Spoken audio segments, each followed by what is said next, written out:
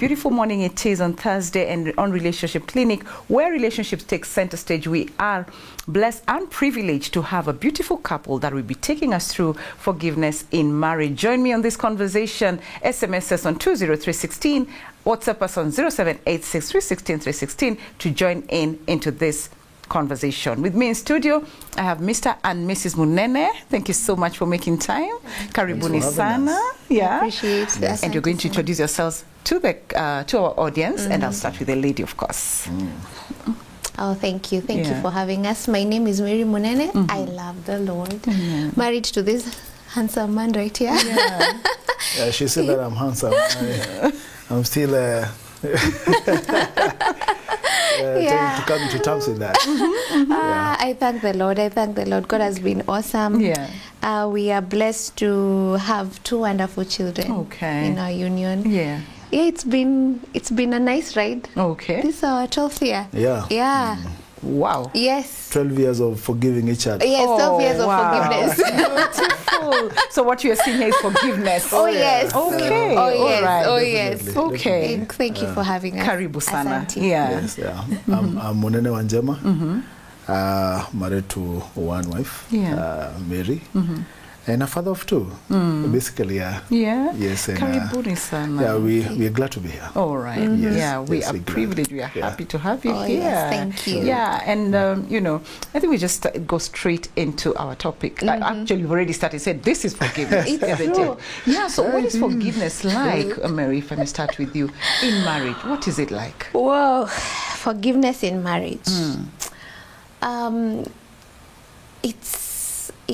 It's a beautiful tangle of so many things. I can't say there's this definitive way that you can say forgiveness is marriage is when something has happened, forgive and let go and just go.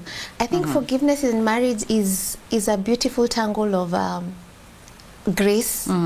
It's admitting, and it's also a process. For me, those three have to work in hand. Like there's the grace, there's the admission, and then there's the process. Because ideally, even as Christ talks about it, I know we are, it's very easy, and I get most of the time when you've hurt each other, there's this there's a sin sticker slapped, forgive, as the Bible says. But you see, in marriage, first of all, you're two people who are, number one, very imperfect. Like, you're coming together, you're imperfect. So your imperfections definitely will flare up. That's number one. And then number two, there's a brokenness that you come in with. So in as much as you're sinners, there's the past that has shaped you, there are experiences that have shaped you. So as we all say, you come into marriage when you're carrying, sort out your baggage.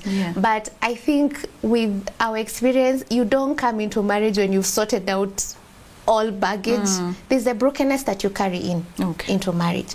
So when you come together at that particular point, and then here you are, you're dealing with someone who's broken at the same time. There's sort of like a paradox. Someone who's beautiful and yet broken. Someone who's forgiven every day and yet a sinner. You see? So with that tangle, definitely there's going to be a mess. There is going to be a mess. So if you go into marriage knowing that you're slapping sin stickers and you're raising placards every day, I've done something wrong, hey, forgive me, I've done something wrong, I think it will be hard. So it's basically a process of understanding that forgiveness takes a lot of grace. Forgiveness has to have admission, and forgiveness, again, is a process. Because there are so many things that go on. There are so many stuff that just come into play. So that is how, for me, I would define forgiveness. That is profound. That is quite deep. I love that. Munene, what is the role of forgiveness now, just for a healthy and a lasting, relationship? In the 12 years, actually, for example, that you've been the 12 years of forgiveness. Maybe just to add on what she said about forgiveness. you know, we talk a lot about, you know, what forgiveness is about, but you don't talk about it, you know, what it is not, you know, basically. Because I believe that forgiveness is, you know, I go and do stuff, and then I come to my wife, and then I tell her, you know, I have done this and this, and you must forgive me. You know, you know, it is not, you know, you do not go like wanting, like, you know, you have to forgive me. Yeah. You know, it is not their part to, it's not you to make them forgive. Yeah, forgive. Yeah, yeah, you don't compel. You do not compel. Yeah. So forgiveness is, you know, it helps the marriage to gel. It is the glue that, you know, that keeps the friendship, because marriage is built on friendship. Yeah, so forgiveness, it's one of the things that, you know, helps it to gel. Yeah, because it's like, it's a form of sanctification, when we call it so. Yeah, because we do it, you know, in a Christ-like manner. Yeah, you know, we are talking about Christ, you know, telling us to forgive, because he has also forgiven us, you know. Yeah, so the role of forgiveness in marriage, it helps also to, you know, keep the temperature of the home, you know, you know, at a room temperature. Yeah, because if you don't forgive, you resent the other person. Yeah, sure. She might wrong me in one or another. Yeah, because she's human. I'm human. Yeah. One day I'll just wake up and, you know, decide I'm not even saying hi to her. You know, she might pick an issue with that. Yeah. Or something different. Now, if she does not learn to, you know, to forgive, she will just start now resenting. You know, it will create an atmosphere that is not right for the marriage. That's not right for love. That's not right for communication. Yes. And I love what you're saying. Yeah. It keeps the friendship, especially that. You know, there's this notion in marriage that it's the romance that fuels. Right. I'm not saying that exactly, and I'm not saying that it's bad for him to bring me flowers, take me out on dates. I mean, that fans the marriage, but ideally it's the friendship.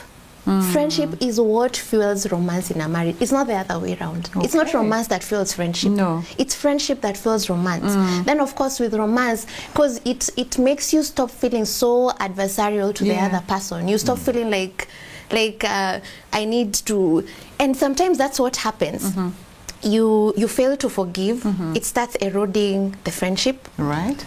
And once friendship is eroded, even if I would come today and he brings me 1,001 bouquets, now this one is to just serenade my wife and feel all that, or I surprise him at his office, I'm like, yeah, but he's not feeling like there's this part of him that is connecting to me, and I'm not feeling like that, then definitely that marriage is going to erode.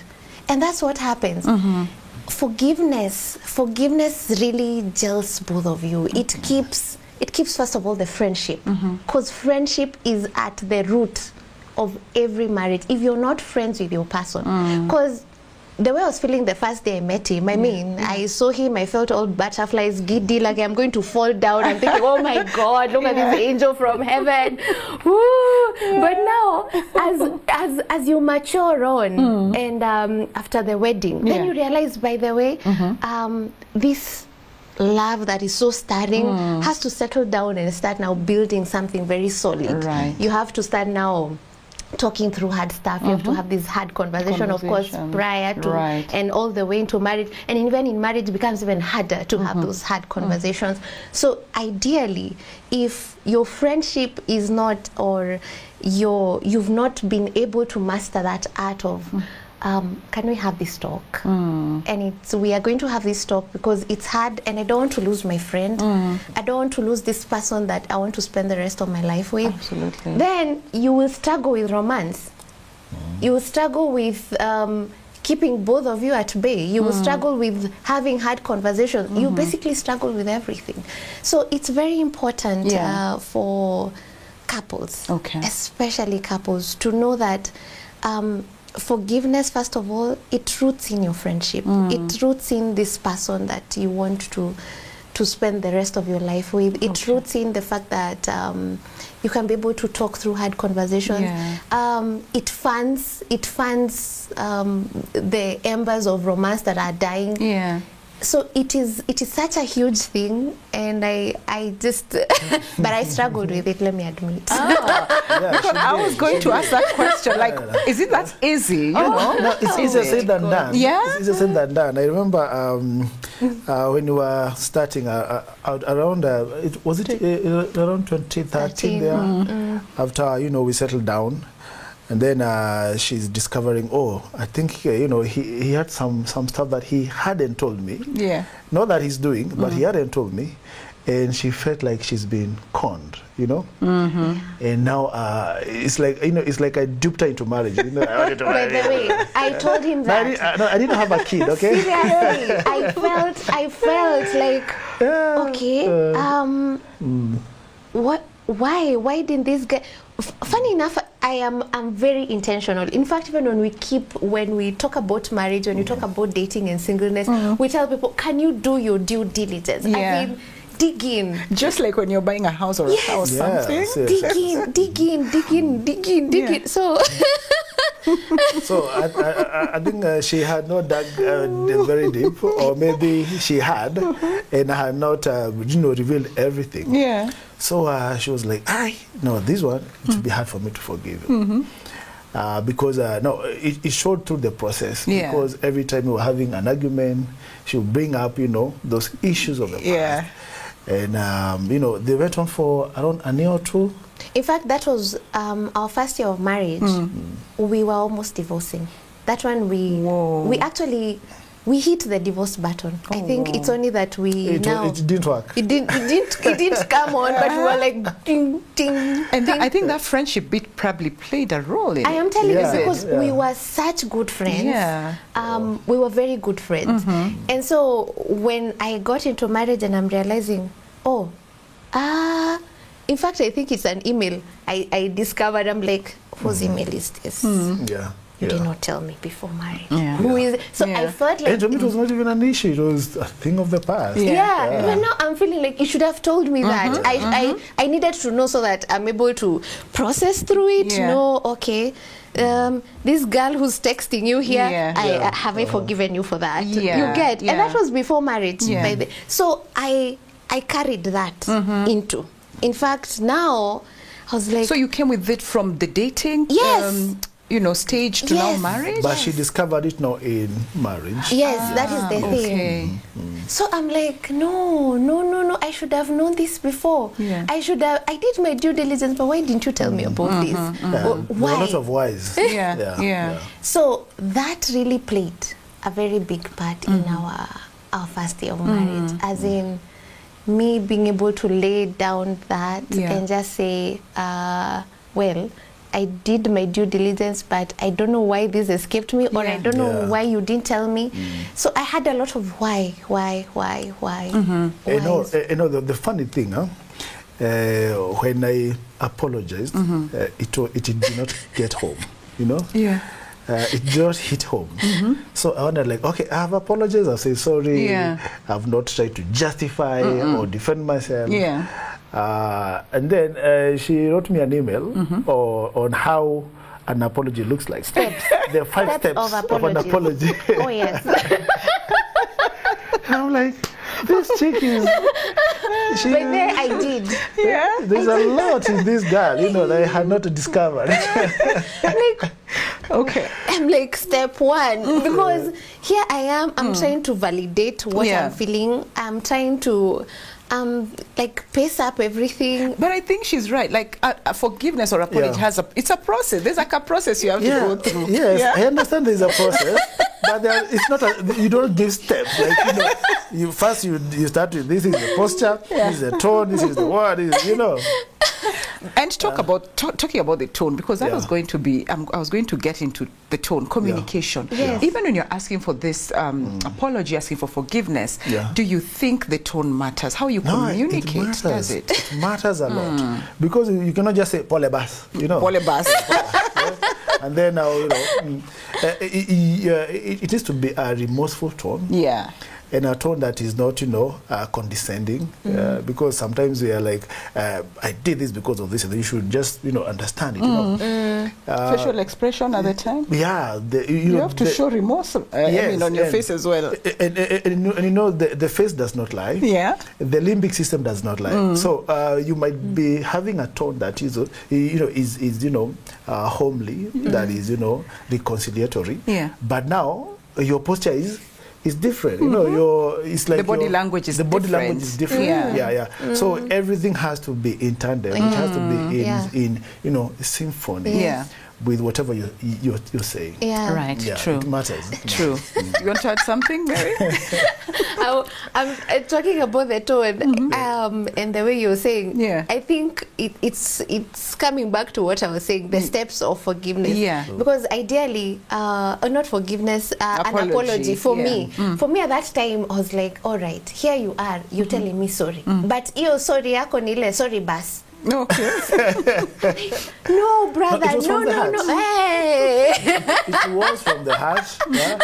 You can imagine I was just, I was just pouring out my heart out and saying, yes, and that's my heart. And funny enough, that was one thing we both had to learn. Yeah. Because his way of apologizing was, And you see, if you hurt someone, and the first thing is I tell you, Sally, you've hurt me, and then you wear your gloves, you're like, how have I hurt you? Yeah. I'm ready to fight.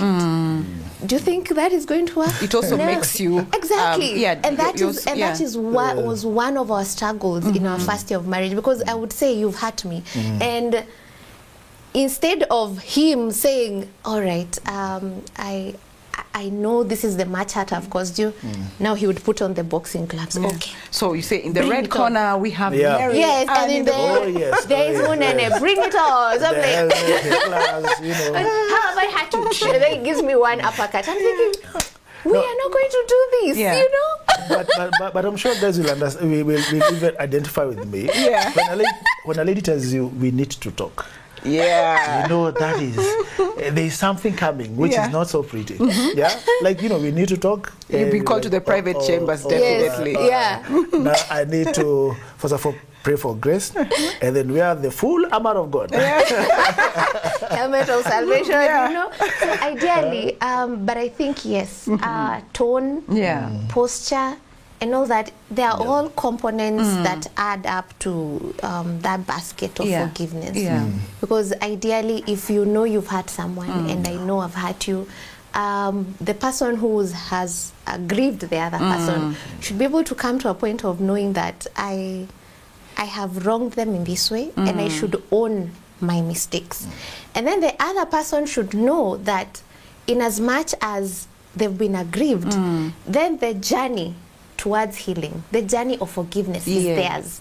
And that's where now that disconnect comes in. Because I would want him to validate, yes, it's very important to validate the other person's feelings by acknowledging that. You've hurt me, I'm hurt, I've hurt you, and I am so sorry. Up to there, that's a responsibility they owe to the other person. But now the other person who has been aggrieved has to take over from there and say that, these are two distinct things. There's the choice that they did, or there are the things that they did off the shelf that hurt me. Those were their choices. But now from here, the journey towards healing, the journey towards forgiveness, that process is on you. And that's where the disconnect comes in. So if you're not able to also process through and get through that on your own, now what happens? You start now accumulating the bitterness, you start accumulating the resentment, you start feeling like, this person owes me a lot, and they should feel exactly how I felt. They should understand my pain, to a point of even wanting to vindicate the other person. Wanting to hold the consequence card all over, you hold the bitterness, and every time something comes up, you're the first person to get off the bitterness card. Like, check this out, check this out. You should validate my bitterness right here, and it doesn't work. And you know, I'm seeing this conversation is getting some reactions. And someone is saying, good morning, Sally. Yeah. Wonderful couple. Hawa watu wana fight kweli? Great topic. My question is, do ladies really forgive, or they forgive and not forget? Juu kukosea tena utakumbushwa makosa ya 1963? No. Answering the first question, we fight. Yeah. We fight a lot. Those times that we used to fight individually. Yeah. You know, in my corner, red corner, the blue corner. Blue corner. Yes. Yeah. Then you wear even those protective stuff. You're like, yes, now let's ready for you. Yeah. And then now we also learn to fight together. Okay. Whereby now we're looking at the issue rather than we are being objective than subjective. Yeah. Because most of the times that when someone wrongs you're like, you did this, but you're not looking at the bigger picture. What was the situation? What are their backgrounds, and all where that. the person is coming from, where they're coming from. Was it something that you could have avoided? Was it intentional? Because sometimes even they're just mistakes. They're not, they're really honest mistakes. But now you're not having the bigger picture. So we learn to look at the issue more than the person himself, basically. Oh yeah. Yeah. By the way, I can tell you, we used to fight like. Is there a movie? Thor and something. You get those. I don't know if is that Thor. No. She's not. She was. She's not dramatic. She was. That's what she's saying. Really used to happen. By the way, we used to fight so bad in this sense.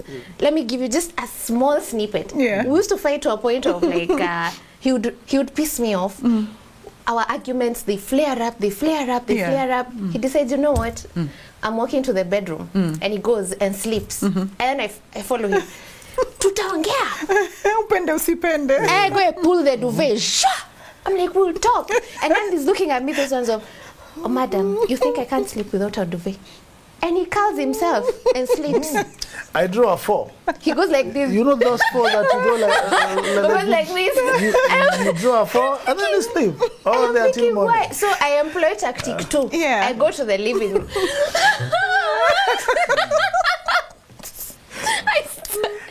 And her cries were for women. I wail. I think that's our best. I'm expecting the other person to wake up from the other side. My friend, wake up, Wapi. Let me tell you, we didn't come here for comment. Wake up, where? I cry, I wail, then I go to the kitchen, then you so that he can hear like there's some activity going on. The guy still on his 4. My friend, I get back there, because that's the time he's even No, you tell God, in that situation, God, you give sleep to those that you love. And I know you love me. But then I receive. And you sleep? I receive. I used to sleep heavily. Sleep. Wow. And heavily. Here I am in the living room, tortured. But I love what you're saying, because that's the real thing on the ground. That is exactly what happens. I'm sure even our listeners, our viewers are actually relating to this so much. And then I'm wondering, God, what kind of a man did you give me? Like, really? So I start replaying stuff. And I'm like, no. She used to connect one thing with another. So when you'd wake up, and that's why our viewer is asking, do you do we forgive? Do you? Yes. Do we really forgive? Yeah, because unakumbushwa. And that's what I used to do. I'm not saying that it was easy to get off that, because it has to get to a point. And that's what I've said. It has to get to a point where you separate someone's choices from your journey, the journey towards healing. Because I realized the more I kept reliving, I don't know, yesterday you did this to me, the previous day you didn't call me, or the other day we were walking, you left me across the road and you crossed over and you did not even look back to see is your wife there or someone has hijacked me. You get? As in, I'm replaying small stuff. I'm like, no, this guy does not care. So I connect today, tomorrow, and then the future. Even tomorrow, I know that's what you'll do. And even 10 years down the line, I know that's what you'll do. You know what? She'll go from the past, the present, and extrapolate to the future. No, listen, my director, everyone is just in tears laughing. At least we've laughed it out, but I know more is coming. Beautiful conversation here and a lot of reactions, beautiful comments and questions to the Munenes. I can see Lynette from Nairobi saying, I can relate 100%. Given a chance, I will do it differently. I picked the wrong fight. Just like Mary. I can feel the couple's warmth. Absolutely, we can. And then there's Vincent from Udhiru who is saying, this drama is getting better. It makes it feel good to have disagreement, quarrel, and forgive. This together makes a memory. And then there's a question to, I think this question was for you. How did Mr. Munene change in terms of forgiving from sorry Basi to actually asking for forgiving nicely? After forgiving, how do you go back to better communication in the relationship? So I think probably you may want to respond to that. Yeah. You know, most of the times we are wired in a way that we are very logical. Yeah. And we say things with finality. For example, if I say I'm sorry, and just taken everything in me to say I'm sorry. I remember there was a gentleman somewhere, a very close relative, when I was settling down, he told me, John, never say sorry to a woman, you know. And I'm like, okay. And then, you know, you say that, and then I look at, you know, I look around you. How are you in your marriage? You know, how is it, you know, going on with the I never say sorry? I'm like, okay, I'll take that with a tincture of salt. Of course. Yeah. So it takes effort to say sorry. But now besides that, there's the other aspect of, you know, living in understanding with your wife. Yeah. Because I am logical. For her, she feels everything. She'll feel the air, she'll feel the traffic, she'll feel, you know, all the emotions. And now, because of that, everything that, you know, she interacts with is tied to an emotion. Because feeling is an emotion. And when you embed, you know, every action with an emotion, it sticks. Right. And that's why even in an argument, you'll be reminded of things you did 20 years ago. During the wedding day 20 years ago, you came with the brown shoes instead of black shoes. I told you to wear this. I gifted you, you know. Because everything is tied to emotions, right? So appealing to their emotions is very, very important. And validating the emotions. Because most of those times I'll be like, why are you angry? At the back of my mind, the John that is, you know, the default settings. He's like, hey, why are you angry? And I just say sorry. You know, why are you angry? But now you realize that this is a different person. This is not a man. She's not a man. She's feminine. She's a woman who is feminine. And you need to validate her feelings first. Because most of those times that we do not look at the feeling side, at the emotions, and we miss the point. So the best way to know how to say sorry is to understand her standpoint. Because most of the times we really do not understand. I'm still work in progress. Sometimes I don't understand why she's feeling the way she's feeling. But one thing that has also helped me is, you know, our firstborn is a daughter. So I've also seen a little bit of, you know, of my wife in her. And I get to understand, oh, this thing is not, it's not even about, you know, nurture and everything. It's nature. That's how they're nurtured. Because she'll just come and cry, you know, on my chest, and then I'm wondering, what's up? And then she's like, no, but you did not say hi when you came from work. You just came and got into the, you know. And I'm like, okay, I think I understand. So you had her feeling. I had her feelings. I had her feelings. It's true. But for our son, whether I come, I say hi or not, we're good. That's we're good. The dude. That's the dude. The guy is just okay. So understanding how they relate, how your lady relates, her love language, you know, what are her, you know, what tickles her, what brings her down, and all that. It's very, very important. And also it also takes the other, like, it's a two-way traffic. For me, I had to learn, in as much as he has he's also trying on his side to say that he's sorry and everything. There's an aspect of me that has to learn also how. And I think that's where most ladies, the how part. Because, you know, you want to say something he has done, but now, first of all, you come in with a nothing. What's wrong? Nothing? Yeah, first of all, I'll be like, a lot of it. Why did you do? Okay. Yeah, or why did you do A, B, C, D, E? So he'll be like, I did it because, or it's because of 1, 2, 3. And the moment he says that, you start now, you pull the U card. You see, you're always like that. You did this to me. You're always. So you move from appealing to his logical side. Yeah.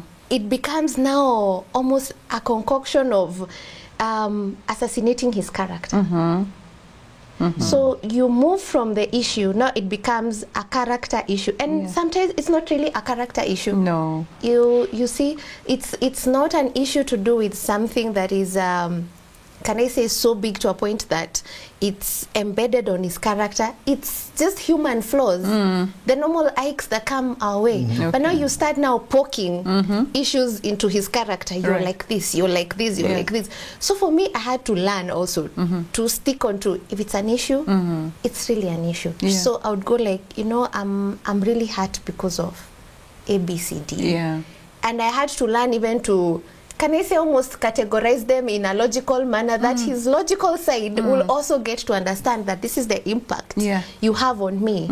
So I moved from the you're like this, you're like that, so we are handling this issue. And the issue is, I am hurt because you did 1, 2, 3, 4, 5, and I'm feeling quite disappointed because of 1, 2, 3. So I also had to rewire how I am my talking. And it's hard. It's hard for any woman out there who knows how I'm supposed to. I just want to go and blabber out all my feelings, and I just want to tell you, you have hurt me in 1, 2, 3, 4, 5, 6, 7, 8, and I cry, and that's all. But now I had to learn, and you see, marriage makes you learn and unlearn stuff. And if you don't want to grow, then that's where the standoff comes. He stands on his point, and I'm like, I'm also standing on my point. Sisi ukuanga hivi, hata mi ukuwa hivi. And if you don't want to learn, then you will not be able to gel in. So he had to learn on his part, and I also had to learn on my part. And I'm seeing another comment here. It's a question. Someone, morning Sally, this is a question to John. Has he ever been right, but when it comes to Mary, he's wrong, and he can't prove himself right? My question is, as a man, what's the approach to take? I have been right. Drums rolling. 99% of the time. Really? I've been right, very right, very right. But now, when it comes now to her perspective, it's not, you know, in line with my perspective. And I understand. You know, sometimes I say that God is so humorous. Yes, the woman was taken out of the man. And I think, no, that feminine side, when it was taken out, it brought two distinct, you know, personalities, or two distinct persons. One is a masculine, the other one is feminine. Now, understanding the feminine nature, it's you walk. It's a journey. It's a lifetime journey. You know, it's a lifetime journey. There is no time you will be able to study a woman completely. Even if you read all the books, you go to all the AI applications, you know, and try to understand. You'll never understand it. It's true. I live in understanding with her. I don't understand her. In fact, that everything. is what the word says. Live in understanding. So it's almost a present continuous tense. And that's why now you have to look at, you know, her standpoint also. Because it takes two to tango. This is marriage. And marriage is not a one-man show. It's a one show, but not a one-man show, because the two of you have become one. So it's a one show. So in this one, there is the masculine and there is the feminine. The masculine is coming with all its masculinity in terms of, you know, bravery, courage, protection, you know, all that concoction, you know, some really good concoction. And then she's coming with, you know, the relationship part of it, the feelings part of it, the other perspective that you're not seeing. You want to take the risks, and then you want to take the risk. She'll do the risk assessment. Yeah, right. Yeah? Right. Yeah. You want to take this to walk this journey, and then she goes all the way up to the end, and then now she's like, okay, now if we start this, what will happen in 3 years to come? You know, for you looking at, yes, you're very visionary. Yeah. But if you do not get to, you know, to bring in her perspective, then it should not be a marriage. Okay. It's a dictatorship kind of, you know, thing altogether. Okay. So I've learned to understand her point of view. Okay. It might not be my point of view. And that has really helped me to realize that, yes, I might be right, but she's also right. Okay. Yeah. In my own right, I'm right. Yeah. I'm 100% right. Yeah. And I can just decide this is my position. I'm putting my foot down. Yeah. This I am. But now, when you put your foot down, you are not able to move from one point to another, because it's all about, you know, it's a give and take kind of a thing. I understand her point of view. Most of the times it's different from mine, and that's why it's called marriage. And marriage does not happen in one day. Right. You might be 20 years, but you're still marrying each other. There's some things that you're still trying to join together, you know, and all that. So she might be wrong, but sometimes she's very right. Many of those times that she proves me right, in as much as I was right. I prove you right. Yeah. In as much as I was very right, I prove you right. Then she told me, you see, but I told you. Yes. There was a time when you were dating or courting, yeah. I was, you know, a youth leader in a particular church. Yeah. So there I am, you know how youth leaders are. Praise the Lord, hi sister, a hug or two. Yeah. And then, you know, you have the sector of leadership. You know, leadership is about taking care of, managing, blah blah. The flock. The flock of the Lord. The flock that the Lord has entrusted in. Yeah. So in my ministry that time, or in my calling, I used to do it out of a clean heart. But she was seeing, you know, how the ladies are coming, how I am relating with them. Of course, I was relating with them from a very, you know, spiritual point of view. Right. But I could not see those other subtle things that they do or that you do. Yeah. So I remember there was one that she told me that you know, I think that lady, she's into you. I'm like, no, how now? No, she's just a sister in the praise and worship. Yeah. I don't even have any inclination to whatever she's trying to think or do. And over time, in fact, I dismissed her. I dismissed her that time, because I'm like, you chick, what are you coming to tell me? I'm here and I know what I'm doing. Then when now we got, you know, a little bit serious after the engagement, the other lady took an issue with her. We see what you don't see. We have that. We see. So she was right. So there are those times that you know, as a man, you have to accept, you know, that they have you have a different perspective. Your woman will have a different perspective, right? And it is you now to make sure that you moderate both perspectives, yours and hers, so that now you can come up with a unified perspective as well. Okay. Yes. I have this question. I think we talked about it just before, during the break. You love this person, you know, so much, but you also find it so hard to forgive. Why is that so? Have you experienced that yourself? Yes, especially me. I admit that one. I own up. In fact, I have really come along in my forgiveness journey. In fact, there's a day I told him, can you clap for me? Can you clap for me? Clap. Now. No. How now? Anyway, there's a day I actually told him, what do you think about my journey in terms of just, you know, letting go, forgiveness and all that. And he actually admitted that I have come a long way, because I struggled with that. I struggled with keeping the score sheets. In fact, it was... In fact, there was a time I questioned whether she's a Christian because, you know, love does not keep a record of... But unatolewa scroll. I don't know if that particular verse applies to women. Yeah. The records beat. It is silent. For who it's but I struggled. I can tell you I kept a score sheet like of each and to a point of I would remember on that day that he did this, or that day that he wronged me on the road, or that day he left me stranded. He was wearing a blue shirt, black dress or black trousers. I would remember like to those details, tiny minute details. And yes, I loved him with all of my heart. And I still do, but there was this part of me that could not allow myself to let go of this. And I guess it's a concoction of so many things. Number one, if you've experienced hurt from a long time ago, you see, forgiveness is a journey that has to unpack the past and the future. Right. Forgiveness has to run like parallel. And sometimes you have to look into yourself and go like, well, where am I coming from? Because if you've experienced trauma, like from your past, whether it's in your family or whether it's your home, whether it's from your childhood, whether it's in school, whether you were bullied as a kid, you were bullied. Like for me, I was bullied when I was in primary because I was very tiny, as in I was a very tiny girl. Even now, I've added because of the kids. Can you imagine?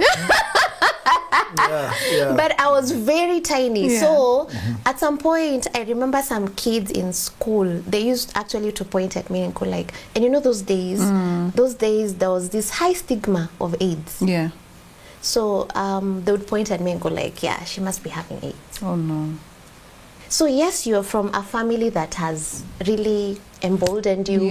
My family was very neat, close, and it's really neat together.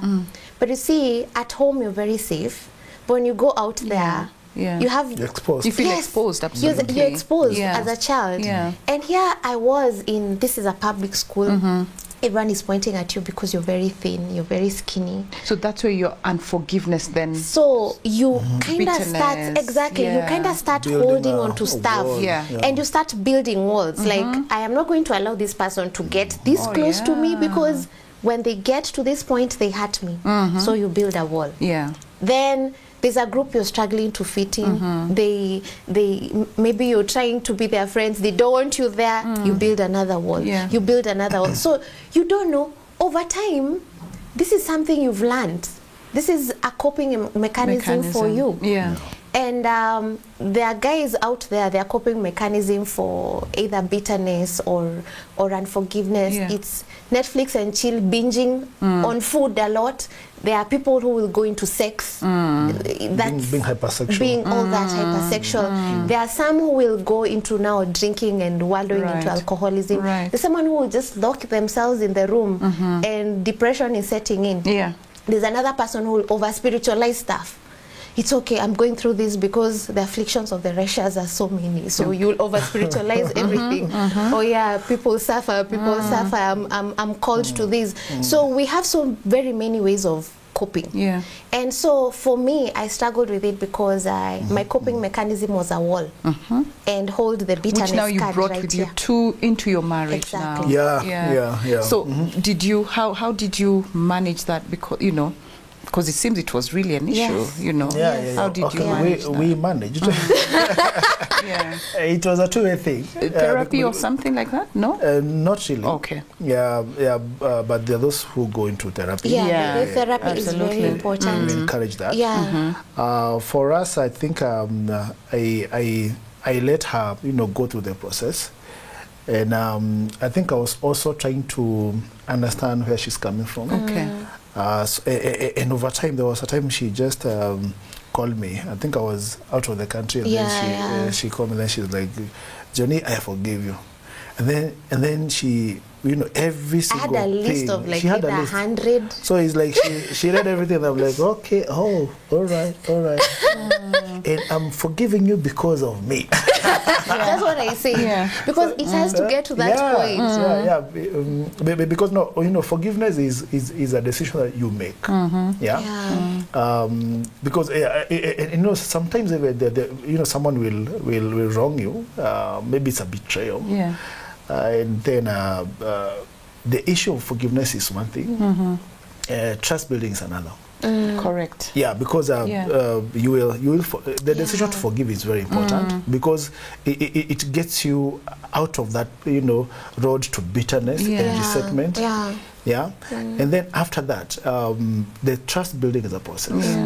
There are those who take, depending on the level of betrayal, they will take a year to build trust. Another one is, a whole lifetime. And some they do not even recover because, some will not even recover from, trust building when someone has been betrayed. It's a journey sometimes where after forgiveness is a decision that you make, and then after that, what do you do? Because you will forgive, but some things you do not forget. Because it's something that was done intentional. There was a whole process. There was a thought process.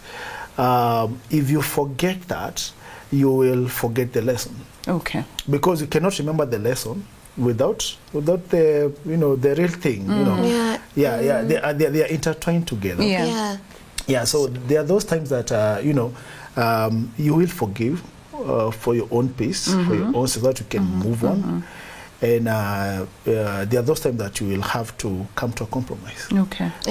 For example, if for example we Christians, we don't gamble, we don't do gambling. It's written in the word, and then all of a sudden now she finds me betting. I'm placing the school fees on the line. She might forgive me. But no, there's a process of getting out of that. How do I get you from out of betting? How can we come out of gambling? I know the issue is you want to make it, but there are better ways of making it. Right. But now there are those issues and instances whereby trust building becomes a little bit of a task. It might need therapy. It might need for the two of you to go to a marriage counselor and deal with the issues. Sometimes even it will lead to separation. And it's divorce.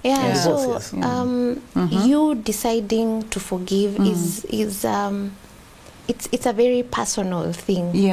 In as much as the other person will do their part, they will say sorry. That's what I was saying, as in you have to go internally. You have to have a personal introspection. Like, why am I not able to forgive? And that's why I like what you told him. You're doing it for you. Myself. Because it removes you from that road of reiteration and brings you onto the path of just rebuilding yourself. And as I said, sometimes not even necessarily rebuilding both of you. Because as I said, some just leave you with scars that you feel, this one I may not be able, I cannot be able to rebuild this anymore. But at least it gets you to a point where now you can be able to rebuild yourself. You can be able to say that I'm living my journey, I am fulfilling my purpose. And it gets you off from that point where you're stalled, because unforgiveness literally stalls you. You're not able to receive. You're not able to receive even love from genuine people. And it even spills on people who have never hurt you. You bleed on people. I hear people say you bleed on people who didn't hurt you. It literally takes control over you. You know what? This conversation, we need to have a part 2 of it. Unbelievably so, because time is not on our side. We have very, a minute or so to go. So unfortunately, I need to wrap it up. But we can have a part 2 of this because probably forgiveness and much more. We've not talked about infidelity and how to forgive this. That is also a whole journey. So definitely, I will have you back another time to just come and let's have this laughing conversation. So Asanteni Sana, thank you so much for coming, for making time and being here in good time. Thank you so much. God bless you, Asanteni Sana. Thank you. We appreciate it. Wow, what a beautiful conversation. If you missed this, please make sure you join us on our YouTube link, which will be, you'll be watching this and just have a laugh with us and get to learn a lot from the Munenes, the patience, the forgiveness, the friendship, the laughter as well. It was just a beautiful conversation. And thank you so much, my viewer and listener, wherever you are. Thank you for giving us your time. Thank you for the beautiful comments, compliments, we really do appreciate. And also to our partners, people who have kept us on the air and just making sure that Jesus is with us on the airwaves. We really appreciate you. Thank you for your donations. And if you feel you still want to have an impact on someone's life, keep donating. Send your donations to paybill number 316316, and the account number shall be your telephone number. Thank you very much. God bless you, and may He shine His face upon you. See you again next week on Family Matters with very beautiful, interesting, robust conversations. God bless.